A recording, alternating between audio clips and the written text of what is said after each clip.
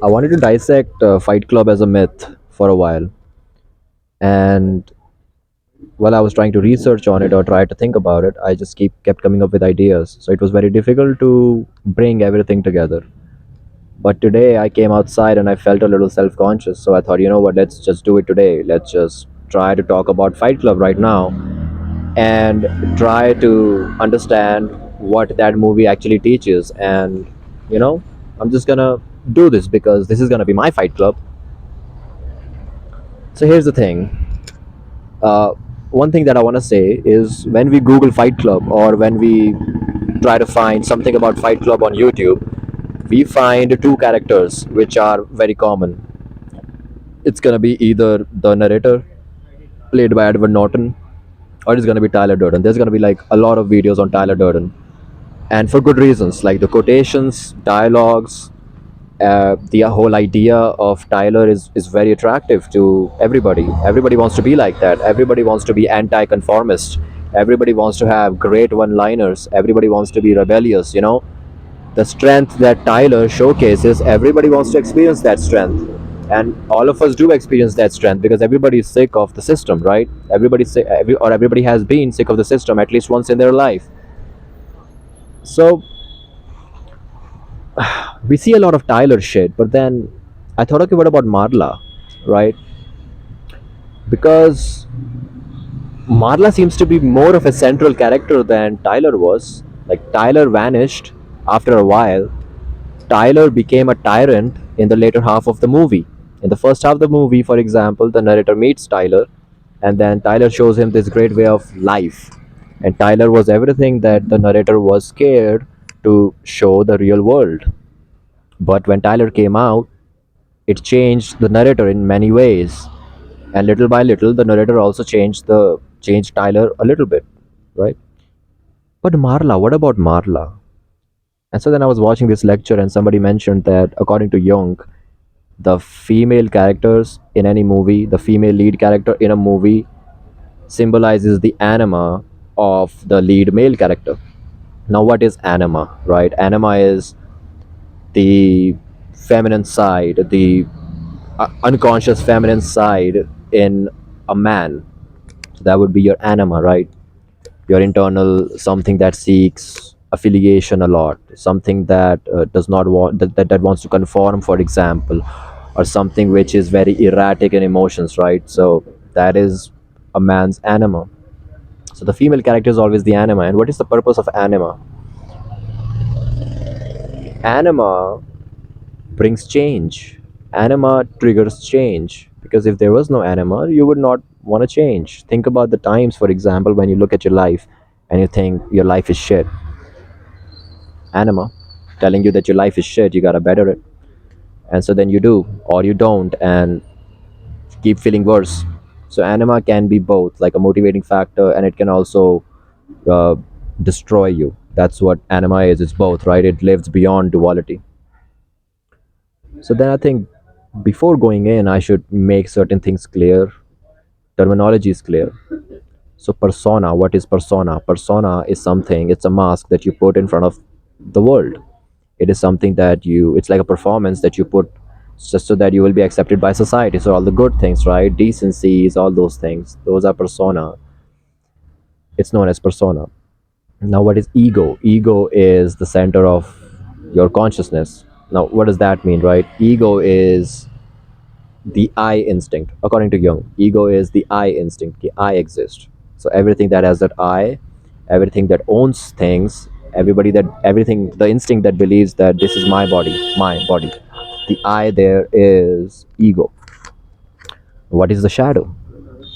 Shadow is everything you repress. So you have a persona that you put in front of the world, which are your good sides, for example, or the things you think are your good sides, something that will make you feel safer because you will be around people and people won't hate you. But the cost of that, cost of maintaining a persona, is that you have a shadow. The shadow will be everything you repress. So the bad things according to you, or aggression, or anything, right? That is what shadow is. Now, what is a shadow? Shadow is an archetype. Now, what are archetypes? Archetypes are what make your collective unconscious. Now, what is a collective unconscious? Collective unconscious is a type of unconscious which is universal in all human beings, right? So, everybody has a shadow, for example. Anima is another archetype, and the way we experience archetypes is through projection. So, what would this mean? Like, if you have repressed some emotions inside of you, right?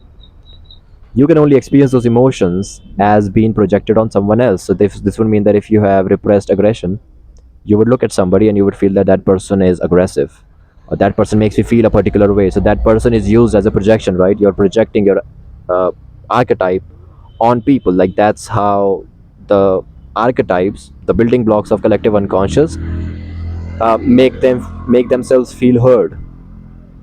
So now look at the narrator in Fight Club. He is the persona. He symbolizes persona. He is a conformist. He used to buy IKEA furniture. He had a great job. He used to pride himself on that job. He had some kind of pride on the way he used to dress, his clothes, his this, his that. So his whole identity was based off of status of this is what I have, this is what I do. My job requires me traveling a lot, blah blah blah, right? What will be the anima? The anima will be Marla Singer. Let me make a case how Marla Singer is the anima. Think about the scene where, so in the beginning of the movie, the narrator can't sleep. He's suffering from insomnia. He's tried everything and nothing seems to work, right? So he goes to this group therapy thing, not even a group therapy, a support group thing, and then he can sleep now because he can cry. So when he's hugging his fat Bob, so when he's hugging fat Bob, he can sleep because he can cry. That's what he does. And so what happens? He can sleep for a while. Some time goes, and then here comes Marla Singer. So as soon as Marla Singer comes in, trouble begins again. He can't sleep again because he cannot cry in front of Marla Singer because he knows that Marla Singer is fake. And just like him, Marla Singer is fake. And he can't sleep when he knows that there is another faker around. So what he does, he tries to make a deal with Marla. But what did Marla do? Marla brought a change. His old ways of living, for example, he got too comfortable with crying and sleeping. And so Marla comes in and instigated some kind of change. So he had to find something else. He tries to communicate to Marla a little bit, but he doesn't do it effectively, just like we don't either. Like when we try to go to our dark side and the anima comes out, or for ladies, the animus comes out. Animus will be the masculine side of a female. It comes out, we just cannot communicate with it because it triggers us to the crazy limits. Like if you watch Fight Club, it almost seems unreasonable why the narrator is so triggered by Marla Singer. But it doesn't seem so unreasonable when you look at Marla as anima.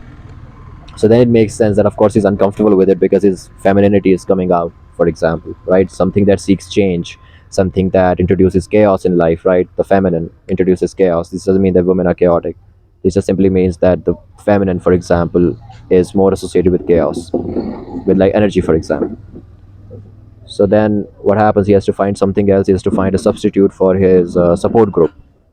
So to find a substitute for his support group, he during a work trip he creates Tyler, right? Now what is Tyler? Tyler would be, one can think Tyler could be his shadow. That would be, he had a persona. His persona was one particular way. Think about how his persona was conformist. His persona was about letting things own him, for example, right? Because he wasn't his own person. He was like the clothes he used to wear, yeah, he was the furniture he had. But then you look at Tyler, and it's completely complete opposite.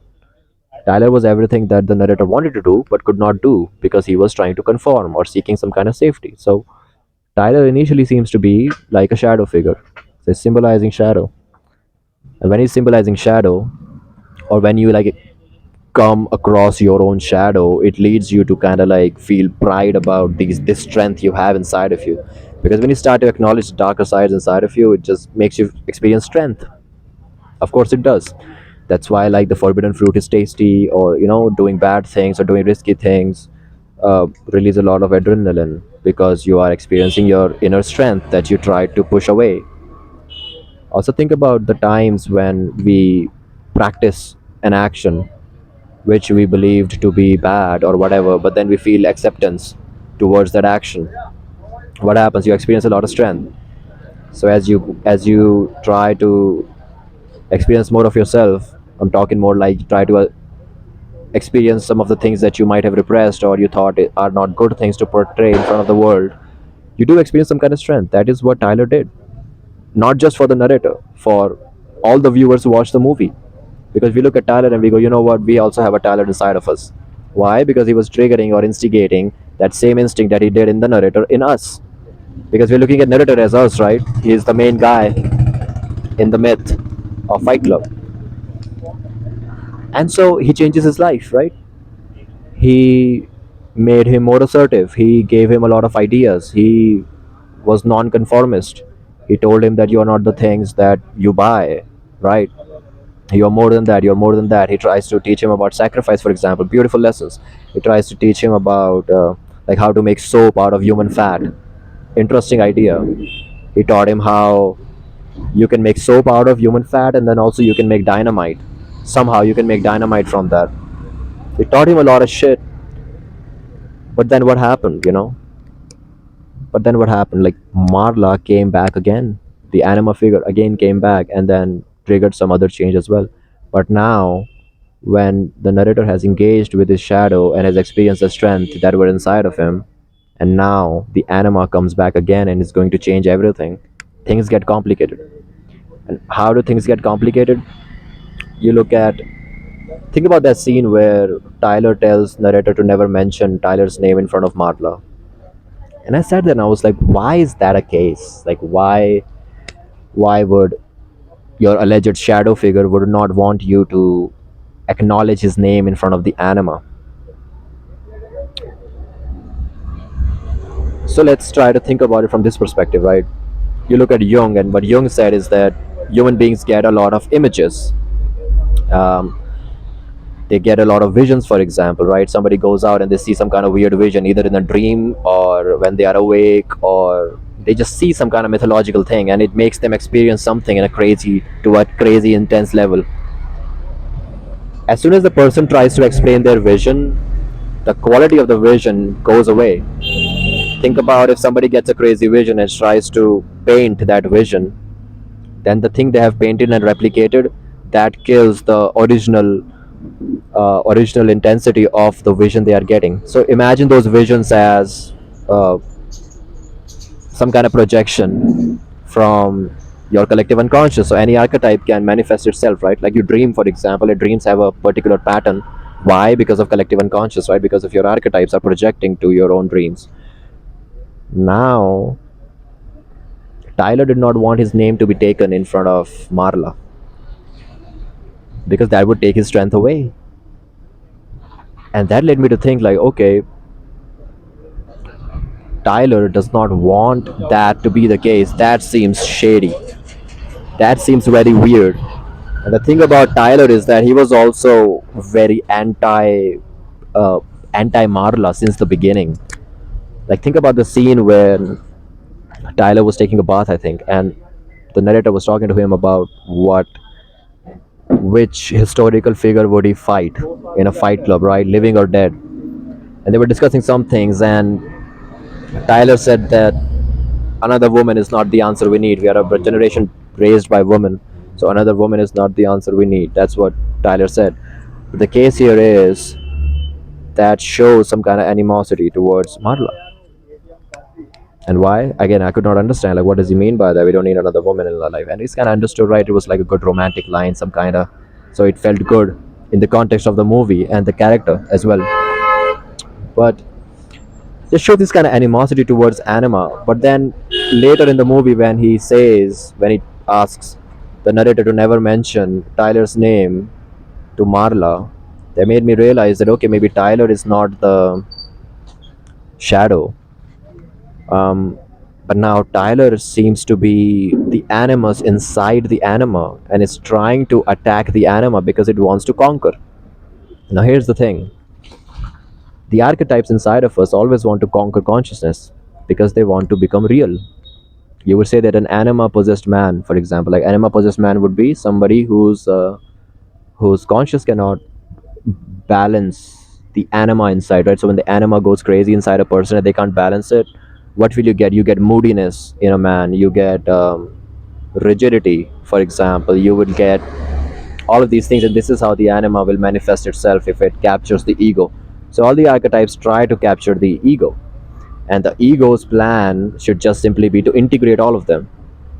Look at, for example, Tyler Durden, right? Tyler Durden is not somebody you should learn from, but Tyler Durden is somebody you should incorporate in your own psyche. So this would mean that when you need to be Durden, you can be. When you want to be Marla, you can be. When you want to be the narrator, you can be. That's what the goal is. The goal is not to learn from these people, but more like incorporate them into your own personality. But who brings that change? Who is instigating that change? Who? Because what happens? The narrator, the ego, for example, is not strong enough.